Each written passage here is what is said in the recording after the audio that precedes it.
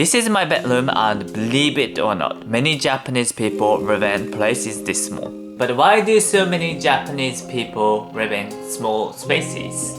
To understand the reason, we first need to know why Japanese apartments and houses are narrow and small. And it's not just about Japan being a small island. When I studied in England, I was shocked. The country is actually smaller than Japan, but I saw houses with gardens everywhere, even in London. In Japan, that's nearly impossible, but especially in big cities like Tokyo. But here's something many people don't realize. Japan is actually not that small, but the real problem is most of our land is uninhabitable. Only 27% of Japan's land is actually habitable. For reference, in the UK, the figure reaches about 85%. Why is most Japan's land uninhabitable? Well, Japan is actually very mountainous, and cities can only be built in limited areas such as coastal plains and basins surrounded by mountains. Well, much of Japan's land is exactly like my hometown. It's almost completely surrounded by mountains. And we live in houses built in the open areas between these mountains. Imagine trying to fit the entire population of the UK into half of England's land. That's basically what's happening in Japan. With limited space and a huge population, so something has to give up, and it is house size in Japan.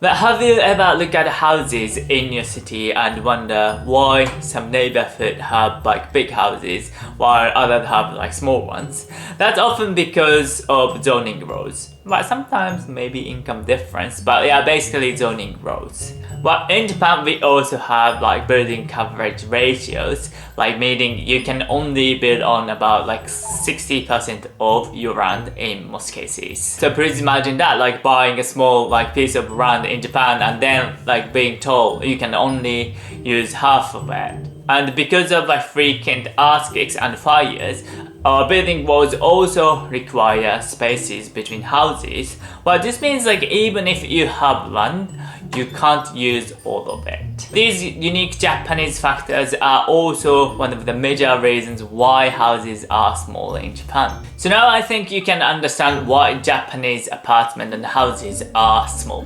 But why do Japanese people live in small apartments? Even if it's difficult to have a large house, it's possible to live in a large room if you want when it comes to rental apartments, right? The answer is related to what Japanese people prioritize when choosing rental properties. So let me share my experience first in Japan. The first time I lived in Tokyo, I made a mistake. Well, I picked a slightly bigger apartment, but it was about 15 minutes away from the station. So every morning, walking in the summer heat and winter cold was kind of unbearable.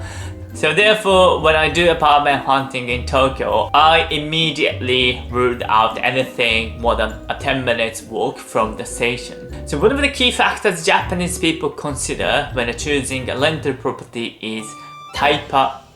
So this is a Japanese abbreviation for time performance, which means using time efficiently in a daily life. So when prioritizing time performance, having frequently used supermarket, convenience stores, and especially the train station you use every day close to home is considered very important. Of course, properties close to stations naturally tend to be smaller, but for Japanese people who prioritize time performance, this isn't a major concern, while wasting time on commuting is seen as the bigger problem. And recently, especially among Generation Z, SPEPA has become an important consideration when renting an apartment. Well, this is also a Japanese, but can you guess what it's an abbreviation for? Well, it stands for space performance. So it means living in a way that efficiently utilizes spaces. Well, prime example include storage spaces created under bed, and wall-mounted appliances that efficiently use limited space. So please think about it. In reality, which is longer, the time you spend outside or at home. You know, most people probably spend more time outside. While in Japan traditionally, rental properties focused on cost-ba, which means like cost performance, but basically prioritizing affordable and spacious places. However, as I explained in recent years, as exemplified by like Taipa and Spepa, there is a growing trend toward prioritizing location while keeping rent low, even if it means living in small properties. Against this background, more and more Japanese properties are prioritizing affordability and good location over size. And an increasing number of Japanese people are choosing live in these smaller properties. So many of you looking at these small houses and apartments wonder, are Japanese really feel comfortable living in there? I personally believe that the reason Japanese people don't feel resistance to living in the small like houses and apartments is deeply connected to Japan's traditional lifestyle. It is the culture of folding the things away. You know, in Japan, space is actually limited since long time ago, so we make things disappear.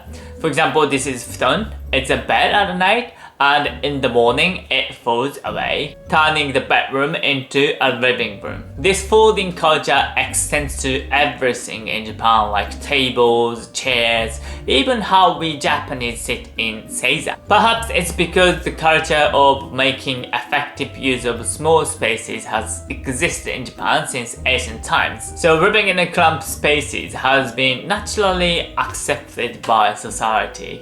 But according to survey, like 3 out of 4 people living in small spaces, small properties are satisfied.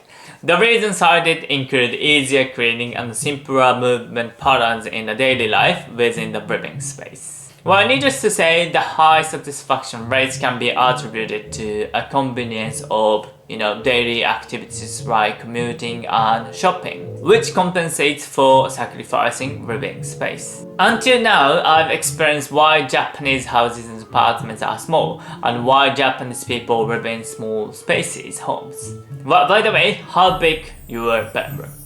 100 square meter feet or 120 square meter feet? In Japan, we don't measure rooms in square feet. Well, instead, we use tatami mat. So if you see an apartment listing like saying 6 jo, it means it fits 6 tatami mats in the room. We Japanese people imagine like room size based on how many tatami mat fit inside and rent houses accordingly. By the way, one tatami mat is approximately like 19.60 square feet. Well, I know this has nothing to do with Japanese houses being small, but I thought it might be interesting, so I introduced it. So Japanese people forced to live in small homes and spaces. But maybe they've also mastered the art of living efficiently.